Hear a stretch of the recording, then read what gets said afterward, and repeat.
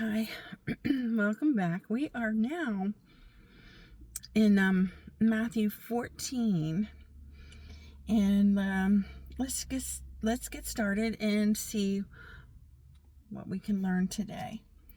So, chapter 14, verse 1. At that time, Herod the Tetrarch heard the report about Jesus and said to his servants, "This is John the Baptist. He is risen from the dead, and therefore these powers are at work in him."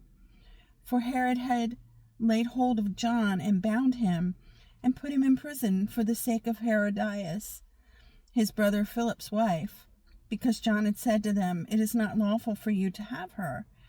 And although he wanted to put him to death, he feared the multitude, because they counted him as a prophet. And when Herod's birthday was celebrated, the daughter of Herodias danced before them and pleased Herod. Therefore he promised with an oath to give her whatever she might ask. So she, having been prompted by her mother, said, "Give me John the Baptist's head here on a platter." That's nasty. And the king was sorry, nevertheless, because the oath and because of those who sat with him, he commanded it to be given to her. So he sent and had John beheaded in prison, and his head was brought on a platter and given to the girl, and she brought it to her mother. Then his disciples came and took away the body and buried it and went and told Jesus. That is unbelievable. Anyway. Verse 13, when Jesus heard it, he departed from there by boat to a deserted place by himself. And when the multitudes heard it, they found him on foot from the cities. And when Jesus went out, he saw a great multitude, and he was moved with compassion for them. And he healed their sick. Excuse me.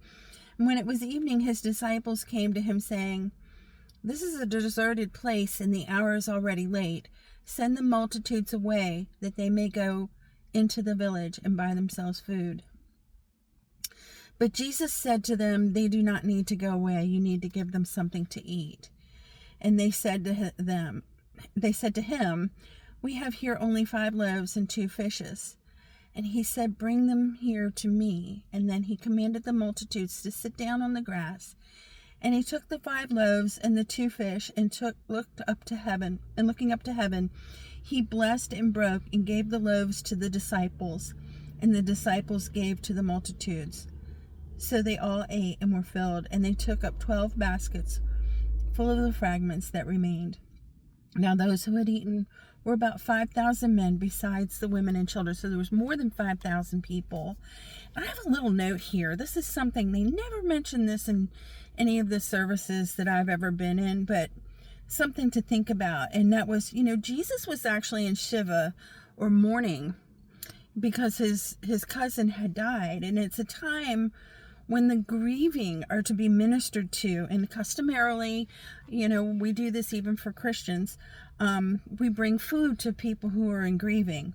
But in this case, Jesus healed them and he fed them abundantly. So my point is that he put aside his own personal feelings and his needs. He was in mourning, and yet he took care of everybody else. And he did a job so exceptional, only he could do it. Okay, so now we're in verse 22, and Jesus walks on the sea. Immediately, Jesus made his disciples get into the boat and go before him to the other side, while he sent the multitudes away. And when he had sent the multitudes away, he went up to the mountain by himself to pray, because remember, he was interrupted in his Shiva. And of course, Jesus does that a lot. He goes off by himself to pray pretty often. Now, when evening came, he was alone there, but the boat was now in the middle of the sea, tossed by the waves, for the wind was contrary. Now in the 4th watch of the night, Jesus went to them walking on the sea. And when the disciples saw him walking on the sea, they were troubled, saying, "It's a ghost." And they cried out for fear. But immediately Jesus spoke to them, saying, "Be of good cheer, it is I, do not be afraid." And Peter answered him and said, "Lord, And if it is you, command me to come to you on the water. So he said, come. And when Peter had come down out of the boat, he walked on the water to go to Jesus. But when he saw the wind was boisterous, he was afraid and began to sink. He cried out, Lord, save me. And immediately Jesus stretched out his hand and caught him and said to him, Oh, you of little faith, why do you doubt? And when they got in the boat, the wind ceased. And I have a little note here of three things that happened. Jesus saved Peter first. So first he reached out his hand and he saved him physically. Then he said, Oh, you have little faith, which may be a little rhetorical. Think of the text and how often it could be misunderstood, meaning restored faith. So he gave him his faith back. And so we always take it as an accusation. You have little faith. Why do you doubt? Which we do. We doubt frequently because and Jesus was right there with Peter, even though this was a very strange situation to be actually walking on water. We don't know too many people who can do that, right? Jesus and Peter are the only two people I've ever heard of. So why do you doubt? I think that the Lord understands that there are some circumstances that seem so utterly impossible, but he wants us to believe that even in the impossible, he can do the work that he has for us. He can calm that storm. And that's what Jesus did. He calmed the storm. And in our lives, this happens a lot. We may be in some sort of a trauma or a crisis or some kind of turmoil, and the Lord will pull us out of that. And then he will ask us, why didn't you believe? And he will calm things down.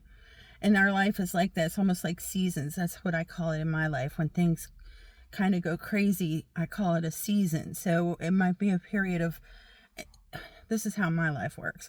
I'll go through a period where like everything breaks. Expensive.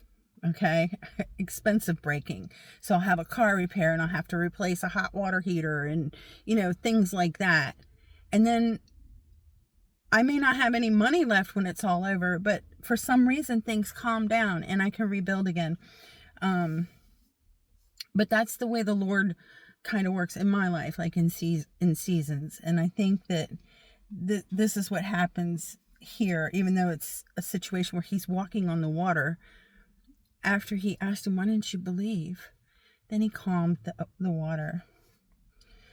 So here we are in verse 33. And then those who were in the boat came and worshipped him and said, truly, you are the Son of God. Verse 34. When they crossed over, they came to the land of Gennesaret. And when the men of that place recognized him, they set out into all that surrounding region and brought to him all who were sick and begged him that they might only touch the hem of his garment. And as many touched it were made perfectly well.